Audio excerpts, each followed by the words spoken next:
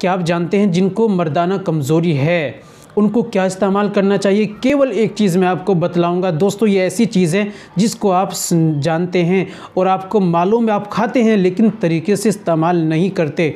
दोस्तों, आपको मर्दाना कमज़ोरी है, टाइमिंग की कमी है, मनी कम बनती है, रुकावट नहीं है और आपके जिस्म के अंदर हरारत नहीं होती, इच्छा नहीं होती, दिल नहीं करता, कमज़ोरी दिन ब दिन बढ़ती जा रही है। ये बढ़ती उम्र के कारण हो रही है। जिनकी शादी हुई है वो पहले मुलाकात कर लेते थे लेकिन अब मुलाकात भी नहीं होती, जल्दी फारिग डिस्चार्ज हो जाते हैं या इच्छा नहीं करती। मौसम जैसे तब्दील हो जाता है, शरीर का उनके अंदर का जो सिस्टम वो भी तब्दील हो जाता है। दोस्तों, उनको इस्तेमाल करना चाहिए एक केवल चीज़, कैसे इस्तेमाल करना है, क्या फ़ायदे हैं, सारी बातें आज की वीडियो में दोस्तों मैं करने वाला हूं। वीडियो को कंप्लीट देखिएगा बिना स्किप के, इंशाल्लाह आपको फ़ायदा होगा। चलिए बिना देर करते हुए जान लेते हैं नुस्खे के बारे में। दोस्तों, ये बताने से पहले एक छोटी सी गुजारिश कि अगर आप हमारे चैनल पर नए आए हैं, अभी तक आपने हमारा चैनल सब्सक्राइब नहीं किया तो जल्दी से चैनल को सब्सक्राइब कर दें और बेल आइकन पर ऑल पर प्रेस कर दें। दोस्तों, वीडियो को प्यारा सा लाइक कर दें। चलिए जान लेते हैं।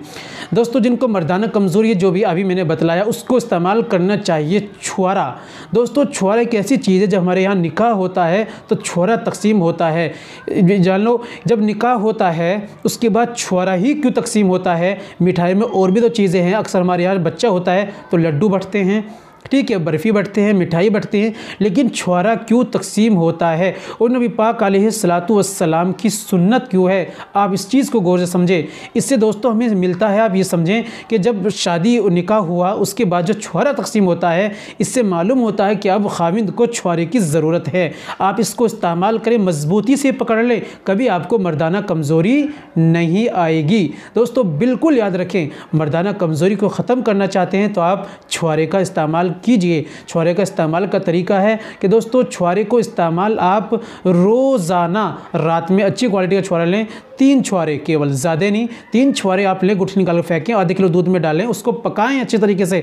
पकाने के बाद फिर उसको दूध को पी लें और छुआरे को अच्छी तरह से खा लें। इस तरीके से रोज़ाना ये काम रात में करें और तमाम गर्म चीज़ों का परहेज़ क्या करें, जो तली भुनी चीज़ें, चाय, अंडा, मांस, मछली बहुत कम इस्तेमाल करें, खट्टी चीज़ें बिल्कुल इस्तेमाल ना करें। तो दोस्तों, ये थी आज की हमारी जानकारी, आज का हमारा नुस्खा। उम्मीद करता हूँ वीडियो पसंद आई होगी।